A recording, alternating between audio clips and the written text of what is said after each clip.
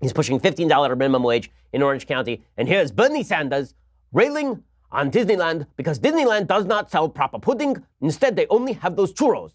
And it hurts my teeth because my dentures cannot chew through the churros. But if they would sell pudding, everything would be much better. Here's Bernie Sanders in Orange County. Go.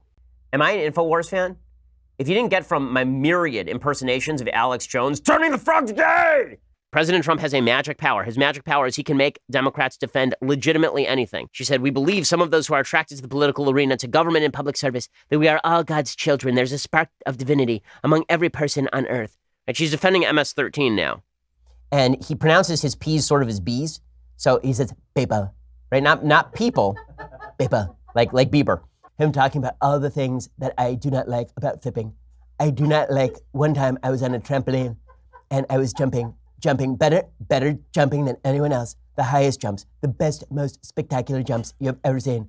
And I tried to do a flip, but I failed and I landed on my hair. Ever since, I have been very much against flipping. Also, I once flipped a house, did not make a profit, but created an open concept kitchen with Formica countertops in Atlantic City. It was great. Also, I like flips. The pretzels with chocolate on top of them. They are quite delicious. Flipping is, some flips are good, some flips are bad. Michael Cohen is bad because he flipped. I don't like flippers. I do like Flipper the dolphin. That was a good dolphin. Very smart dolphin. Very, very with it, that dolphin.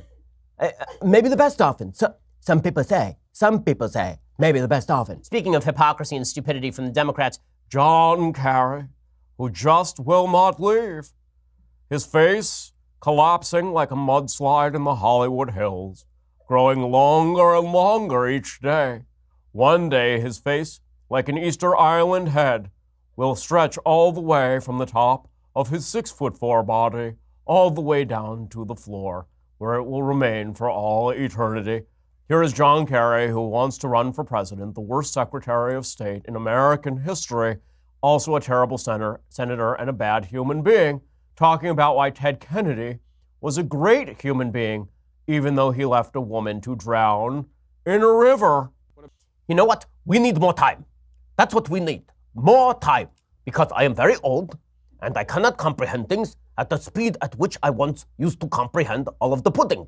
And therefore, we need more time. Sure, I'm not going to vote for him, but that does not matter. It does not matter at all, at all, at all. Bernie, talk, go. Chris Matthews around a hardball. He's very eager to hear about it. Give him the morning, come to the show, roll on in here, talk about racism with Omarosa, who I hate, but now I love her because she's saying bad stuff about Trump. Chris Matthews, Omarosa, go. President Trump tweets out this. Mark Burnett TV called to say there are no tapes of The Apprentice where I use such a terrible and disgusting word as attributed by wacky and deranged Omarosa. Omarosa had zero credibility with the media. They didn't want interviews when she worked in the White House. Now that she says bad about me, they will talk to her. Fake news. When you give a crazed, crying lowlife a break and give her a job at the White House, I guess it just didn't work out. Good work by General Kelly for quickly firing that dog. Okay, so people today are saying, oh, it's racist. Racist that Trump would call her a dog. He loves the phrase, fired like a dog. What do you think Lindsey Graham's going to do? He's going to grab his pistol like Yosemite Sam, and you're going to lead him to a house. He's going to burst through the front door. Lindsey Graham is going to burst through the front door. He's like, well, I guess I have to shoot this fella now because this woman, without any evidence, said that she was raped by you. As though they're Steve Erwin in the Outback. Like, oh, look at these people. These crazy people living in the middle of the country. Wow. I don't even know what accent that was, but it's sort of an Australian accent. In any case, they treat people in the middle of the country, white people in the middle of the country, as foreigners. They're going to go and they're going to examine their culture, mate. They're going to see what the stingrays do out here. So I think your impressions are hilarious. I was wondering what your favorite impression to do is. My personal favorite is Bernie Sanders. So yeah, Bernie is a lot of fun. Whenever we talk about the pudding and the sugary treats and the redistribution thereof, it's always fun to riff on Bernie Sanders because he says crazy things, but he also looks kind of crazy doing it, and his hands move in various different directions. So Bernie Sanders is, I do enjoy Bernie Sanders. I enjoy doing Chris Matthews. Chris Matthews is a lot of fun to do. So, hey, hurry up, Chris Matthews. Come in the morning, come in the show, running all rumpled, looking all crazy. And I just kind of say things. Michael Isikoff, what do you say? What do you say? Should Trump be burned to stake as a witch? I don't know. Kind of like witches. Once I saw a witch in a movie. Blair Witch Project, good movie. Now Sloppy Steve has been dumped like a dog by almost everyone. And then there's Bill Maher, fired like a dog. And then there's Ariana Huffington. She is a dog who wrongfully comments on me. And then there's Reverend Wright and Barack Obama. He says that Reverend Wright was dumped like a dog. And then there's Eric Erickson, who was fired like a dog. Thank you. Whenever I get to do my impersonations, it makes me happy. And I think it makes other people happy, too. Jerry Brown is also a personal favorite. Very underused Jerry Brown because he's really not in the news all that much. But Jerry Brown, the governor of California, is 1,000 years old. And every so often, he just, every one of my Jerry Brown impersonations ends the same way. I say, I'm here talking about the wildfires in California. And those fires are very hot. And I haven't had enough water. They always end with him and then he sort of just falls over. Every sort of Jerry Brown impersonation ends with him falling over. So are my impersonations all that great? No. But are they fun? Yeah, I kind of enjoy them. Mitt Romney had his chance to beat a failed president, but he choked like a dog. And he says, Little McMiller, I'm now going to teach you a big boy lesson about lawsuits and finance. You ungrateful dog. David Gregory got thrown off of TV by NBC, fired like a dog. Now he's on CNN being nasty to me. Not nice, exclamation point. He says that it is unspeakable for Congress to do nothing about gun violence. Alex Jones, okay, is a story about Tiny and Horseface. Now I can go after Horseface and her third-rate lawyer in the great state of Texas. She'll confirm the letter she signed. She knows nothing about me. A total con. It's a weird kind of self-own. Right? That woman that I had sex with was so terrible and ugly.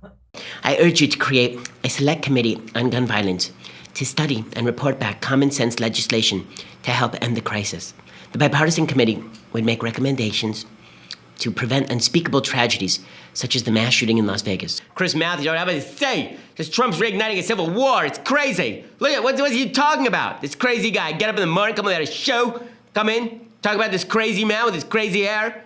Go. What was Nike thinking? Nope, I don't think I'm the one to tell them that, the president said. The next day, Mr. Obama focused on cheering up his despondent staff. At one point, he sent a message to Mr. Rhodes saying, there are more stars in the sky than grains of sand on the earth. Really? That's something that he said to Ben Rhodes, Barack Obama. There are more stars in the sky than grains of sand on the earth. There are more stars in the sky than grains of sand on the earth. What a pretentious douchebag. Days later, Obama seemed less sanguine. He said, I don't know. Maybe this is what people want. I've got the economy set up well for them. No facts, no consequences. They can just have a cartoon. Are you kidding me? This is a dude who sends text messages to people that say things like there are more stars in the sky than grains of sand on the earth. Thanks, Confucius. Like, what? He added, we're about to find out just how resilient our institutions are at home and around the world. They're just more free brain, you know? They're just more liberal and open, and they just like things more. And then there's Reverend Wright, who was also, again, dumped like a dog. And then there was Glenn Beck, who was fired like a dog. And then there was David Axelrod, who was a dog. And then there was George Will, who was thrown off ABC like a dog. And then there was Chuck Todd, who was not quite fired like a dog, but Trump thought he was going to be fired like a dog. And there was Brent Bozell, who came to his office begging for money like a dog. And then there's Eric Erickson, again, fired like a dog. And then Mubarak, who was dropped like a dog. There was Ted Cruz, who scapegoated his capable director of communications, fired like a dog. I mean, it's a whole genre, right? If Blockbuster Video still existed, there would actually be a full section of dog references by President Trump. Be like, fired like a dog 1, fired like a dog 2, The Revenge. Robert Pattinson should not take back Kristen Stewart. She cheated on him like a dog and will do it again. Just watch. He can do much better. A cake for Jordan Peterson backstage as well, but it wasn't a physical cake. It was a mythological cake. It had lots of layers, and it's the layers that made it so bloody important. You see, I didn't want to bring him an actual physical cake. A physical cake connotes sweetness, and life isn't sweet. Life is pain and suffering, in which your journey is to make order out of chaos. And that's what you're supposed to learn from the metaphysical, mythological cake that has been bubbling up in our biologies and from a deeper place for legitimately hundreds of thousands of years. Once you understand the suffering of the mythological cake, then you understand the sweetness, which is far sweeter than any physical cake could be in the hierarchy. And that's why it's so bloody important. I sell supplements and I unbutton my shirt. Oh my God, look at, oh my God, I'm not wearing a shirt now. Okay, that's Alex Jones' shtick. Here was Nancy Pelosi saying, well, you know, I'm just so nice and kind. I didn't want to tell President Trump that he didn't know what he was talking about while there were cameras there. So now I'll tell all the cameras while he's not here that he didn't know what he was talking about. It's called the bowling ball test. Do you know what that is? That's where they take a bowling ball from 20 feet up in the air and they drop it on the hood of a car. And if the hood dents, the car doesn't qualify. Well, guess what? The roof dented a little bit. And they said, nope, this car doesn't qualify. It's horrible the way we're treated. It's horrible. No one knows what he's talking about. Do they have the spark of divinity? Do they not believe in the spark of divinity? MS-13, they're people. MS-13 are people too. Nancy Pelosi, let me tell you, the best plans, all of the best plans are for fairness. Fairness, guaranteed by an amount of money I will not tell you about, paid for by people who might be you, but I will pretend not, for purposes of this conversation so we can pretend that I am full of charity and largesse. Either they're wonderful people who say great things about me, and therefore deserve jobs at the White House no matter how bad they are at their job, or they should be fired like a dog because they're the worst people in the world. It's that Putin has said in the past, you're a very strong man, President Trump. And then Trump's like, I like that guy. That's great. And then the minute that Putin does something Trump doesn't like, he should be fired like a dog. That's really, it's those are the only two poles, right? I think that my Trump is mediocre at best. I think my Obama is quite good. It's very underrated, my Obama. My Obama is pretty strong. With Obama, the key to doing an Obama impersonation is that you first start off speaking a little bit clipped, a little bit slowly, and then as you approach the end of the sentence, you sort of gradually speed up, and your voice goes up. Just kind of gradually, slowly speed it up. Right? That's how you do a good Obama impersonation. An anonymous, gutless coward. You gotta revel in the fact that the man mispronounced the word anonymous twice in 7 seconds, and then basically just said, anonymous, a guy, I don't know who it was, a guy, whatever, with a face says stuff, a guy, anonymous, boop, boop, boop. Are the investigative journalists of the New York Times going to investigate themselves? Who is the anonymous letter writer? But he spelled it correctly that time. But you're a socialist and a crazy person. I don't understand how that's a solution to President Trump setting a bad example for our children. What kind of terrible example does this person in the White House give to our children? He is just teaching our children all the wrong things. Unlike Bill Clinton, who received oral sex in the Oval Office. Unlike Ted Kennedy, who drove a woman into a river and let her die there. Donald Trump is uniquely bad. Uniquely bad. The federal government has handled Sandy worse than Katrina. There is no excuse why people don't have electricity or fuel yet. And he said, we talk about election meddling, but I tell him I no do it. And then President Trump comes out and he says, we talked about it, and we talked about it very lengthily. Talking specifically about the election meddling, and Putin says, we did not do this. And President Trump said, well, I don't know whether they did or not, but we talked about it a lot. And President Trump's response is, I'm not crazy. You're crazy. You're so crazy. I'm going to take your head off. I'm going to rip it off your neck, and then I'm going to defecate down your throat hole. That's what I'm going to do to you. I am going to rip your legs off and beat you to death with them. You calling me crazy and out of control. How dare you? Unbelievable. Unreal. Not, they should turn over this bastard to me so I can blow a hole in him with this drill. I'll just take this, I have a screwdriver right here. I will stab him in the face 100 times. I will shoot him on Fifth Avenue and I will lose no support. At this point, you have to laugh so you don't cry. Right? Like Alex Jones. Like that guy. Time, because Bernie Sanders' Twitter account is largely Bernie Sanders just saying things like, there are rich people and there are poor people. The world should not be like this. In 2011, he said he wanted to be an architect, did Obama. So he said, when I was younger, there was a time I dreamed of being an architect. So, as you might guess, I've been pretty hands-on in the plans for this center. And Michelle has too. So Obama, who thinks he's an architect, helps come up with the plans for this hideous monstrosity. That's not a shock, because you remember in 2008, he said, I think I'm a better speechwriter than my speechwriters. I know more about policies on any particular issue than my policy directors. And I'll tell you right now, I'm going to think I'm a better political director than my political director. It was that sort of arrogance and self-centeredness that led him to being a bad president. Okay, he was not better at any of these things than the people he delegated it to. And he is not a better architect than my 1.5-year-old child who can at least build a box out of magnetiles. North Korean leader Kim Jong-un just stated that the nuclear button is on his desk at all times. Will someone from his depleted and food-starved regime please inform him that I too have a nuclear button, but it is a much bigger and more powerful one than his, and my button works. Amazeballs.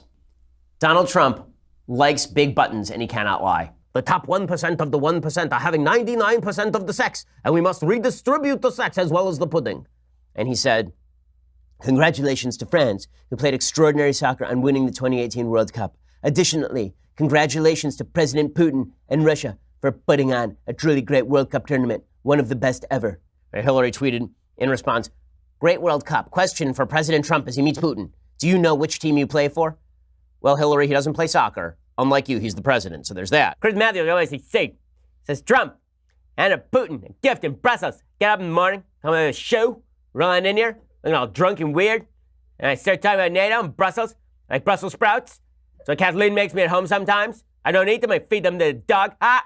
Go, Chris Matthews, go. The inspiring words of John Kerry, whose face is in a stage of full-on collapse. It's like, as a former friend of mine used to say, his face looks like it's a mudslide in the Hollywood Hills. And here he was, ripping into President Trump. John Kerry, reporting for duty. Chris Matthews, get up in the morning, come to the show. Come on in here all rumpled. I didn't know I'm here. I didn't know what I'm talking about. I hate elites. Sure, my wife runs an entire hotel chain. Sure, I'm super wealthy. But elites are just the worst. They're garbage. Elites, we need less elitism in the Democratic Party. Go, Chris Matthews, go. Then maybe you're an elitist. Maybe you're elite. Maybe it's get out here, run my show. I apologize to the entire American people. The Supreme Court rules to overturn Roe v. Wade. And then Andrew Cuomo goes, hey guys, we got to they overturned Roe v. Wade, the Supreme Court. I'm going to sue them in court. And then it goes to court. And then the court rules against him. He says, I'm going to appeal it to the higher court. And then it goes to the appellate court. And then he says, I'm going to appeal it to the highest court in the land, the Supreme Court, who I'm suing for the decision. So the Supreme Court, according to Andrew Cuomo, is going to rule against the Supreme Court on the Supreme Court's ability to overrule Roe v. Wade because Andrew Cuomo sued the Supreme Court in the Supreme Court. Yes. Happy birthday to the leader of the Democrat Party, Maxine Waters. And I will admit, the President of the United States is a master troll. I mean, is that his take on economics is so disconnected from the reality of economics. The only thing I can think to analogize it to is the use of his hands to what he's saying. Right? They're completely disconnected. And he's just saying, he's sitting there and he's talking to you and you don't know what he is doing with his hands, but it just seems like at the end he's going to be doing the Macarena. No one understands why. No one understands why. Yes, this morning, and he explains why America is fundamentally immoral, it's fundamentally immoral, and it is fundamentally wrong, and I would like my pudding cup, please, before I keel over. My blood sugar is simply too low. I cannot handle this any longer. Please play the clip. But what's really great about Bernie is what Bernie does is he says, there are problems in life, and these problems are bad problems, and that means socialism. And Putin says, listen, I have nothing to do with this hacking. It's not me. Niet. Right? It's not, I had nothing to do with any of this. So Chris Wallace asks him, did you try to influence the election? Putin says, we never could have influenced the election. If we influenced the election, then Trump would lose. So we never influenced the election. Well, spectacular stuff from Vladimir Putin right there. So do you kill your political opponents? Well, Kennedy killed in the United States. Martin Luther King killed the United States. Right, they were assassinated by criminals. You can have Chris Matthews go out there and say, it's time for Democrats to say hardball. Yeah, go, Chris Matthews, come out of the show, coming here all angry. Oh, I'm so angry. Go, Chris Matthews, go. It's time for Democrats to play hardball. I'm Chris Matthews, urging them to do just that. It's time to play hardball. It's time for me to stop coming out of the show, and I will finally go and buy a comb because that's how serious I am about this situation.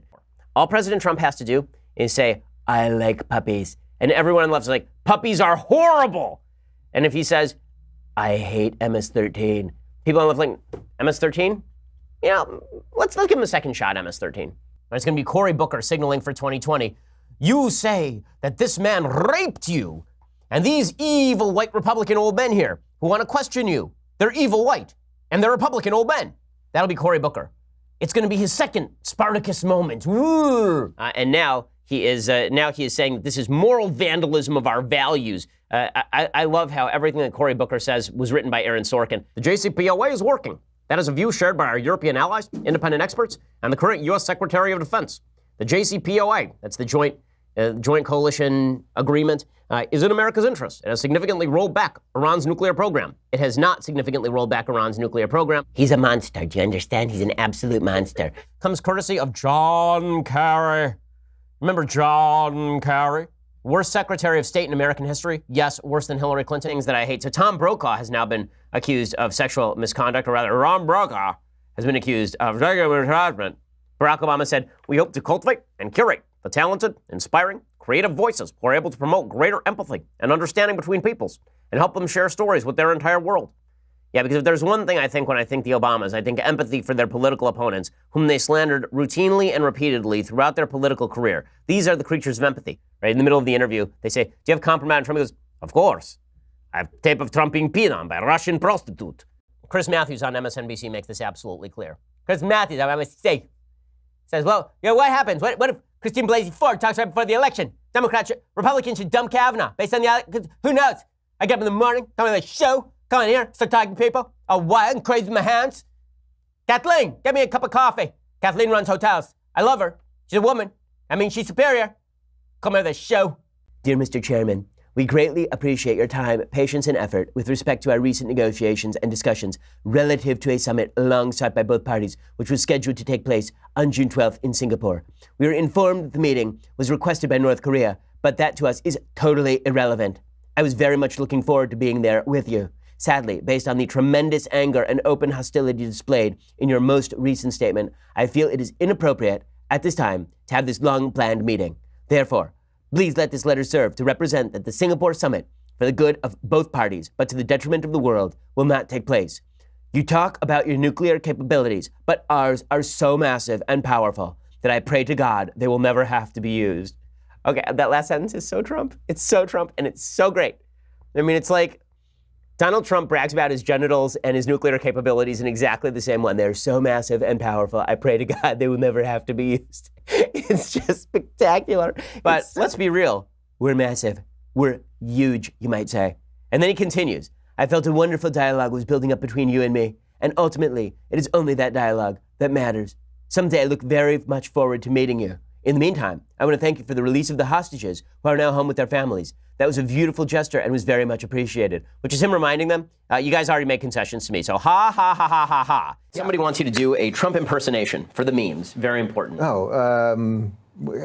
What does he do? I'm so... What he does to people. I don't even know what he does anymore. You're fired. I don't know.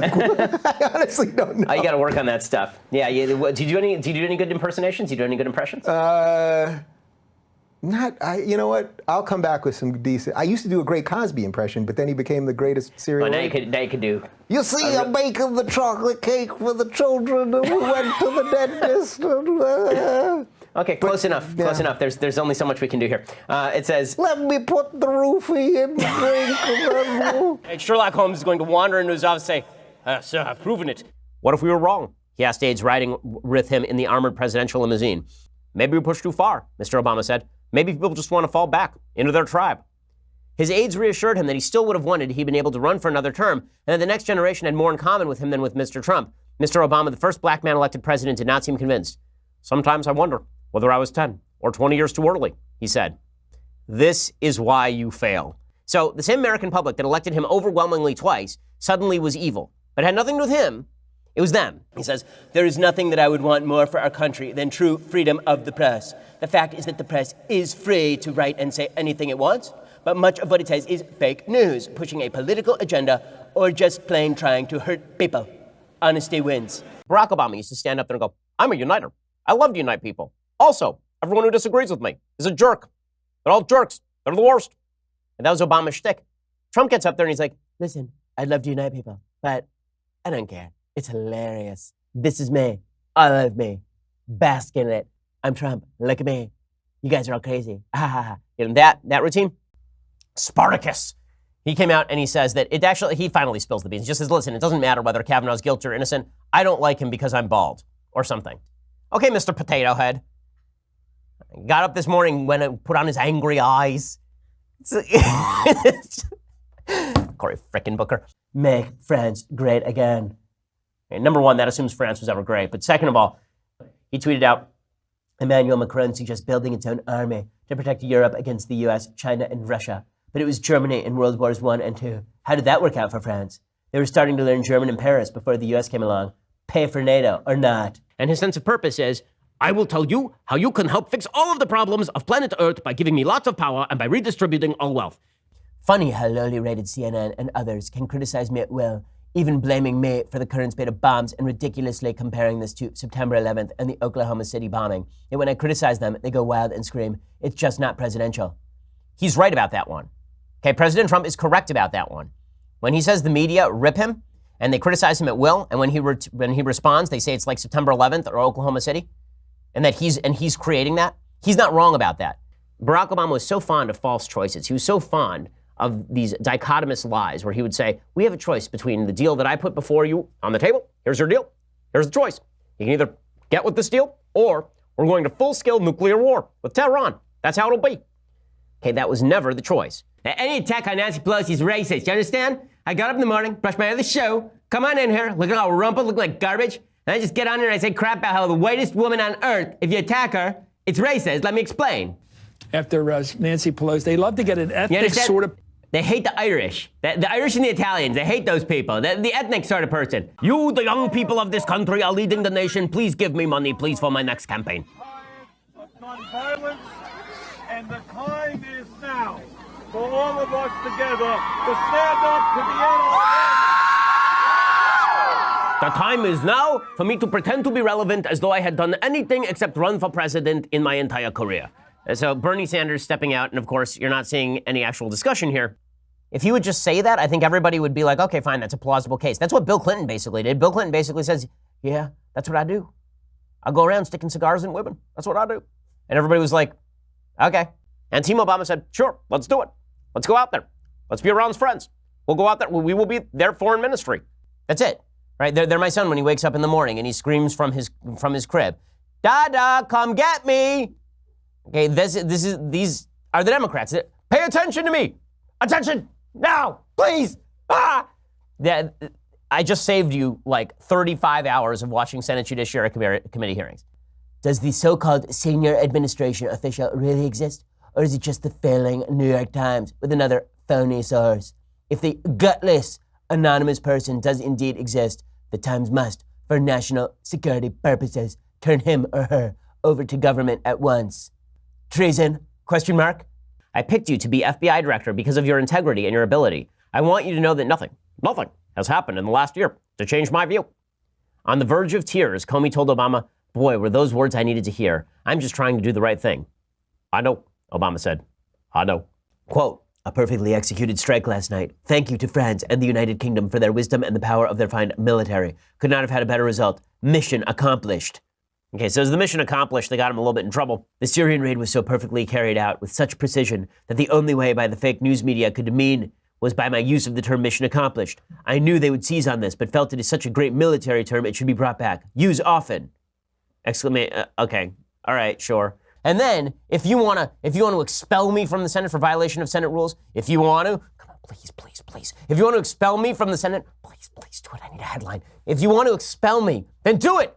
I'm just like Spartacus, except I'm begging you to crucify me. See, the thing about Spartacus is that he didn't actually want to be identified as Spartacus because then they would kill him, which is why everyone identified as Spartacus. But Cory Booker doesn't know anything because he's stupid.